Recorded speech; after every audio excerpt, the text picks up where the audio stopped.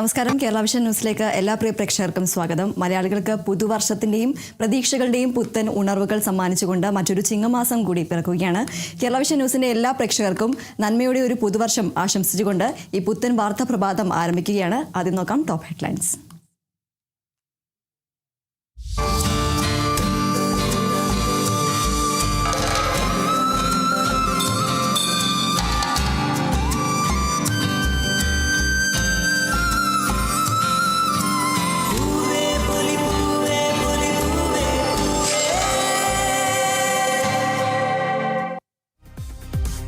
ഓണത്തെ വരവേൽക്കാൻ ഒരുങ്ങി മലയാളി. പൂവിളിയും പുത്തൻ പ്രതീക്ഷകളുമായി പൊന്നിൻ ചിങ്ങം പിറന്നു. മലയാളിക്ക് പുതുവർഷാരംഭം.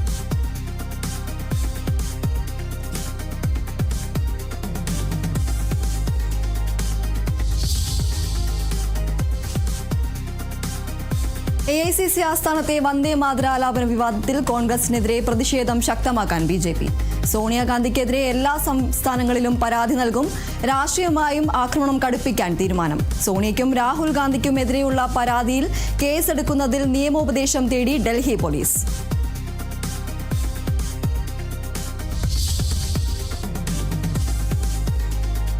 നീണ്ട ഇടവേളയ്ക്ക് ശേഷം ഇടതുമുന്നണി യോഗം ഇന്ന് ചേരും. സംസ്ഥാന സർക്കാരിനെതിരെയുള്ള പ്രതിഷേധ പരിപാടികൾ ചർച്ചയാകും. പ്രതിപക്ഷ ഉപനേതാവ് പദവി വേണമെന്ന ആവശ്യം CPI ഉന്നയിച്ചേക്കും. യോഗം ചേരുന്നത് 100 ദിവസങ്ങൾക്ക് ശേഷം.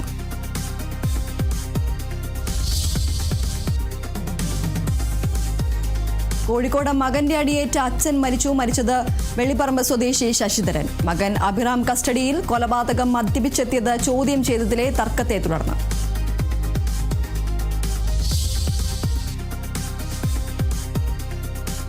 വിഴിഞ്ഞം തുറമുഖത്ത് സമ്പൂർണ്ണ കയറ്റുമതി ഇറക്കുമതി പ്രവർത്തനങ്ങൾക്ക് നാളെ തുടക്കം. മുഖ്യമന്ത്രി VD സതീശൻ ഉദ്ഘാടനം ചെയ്യും. മിഷൻ സമുദ്ര പദ്ധതിയും മുഖ്യമന്ത്രി പ്രഖ്യാപിക്കും.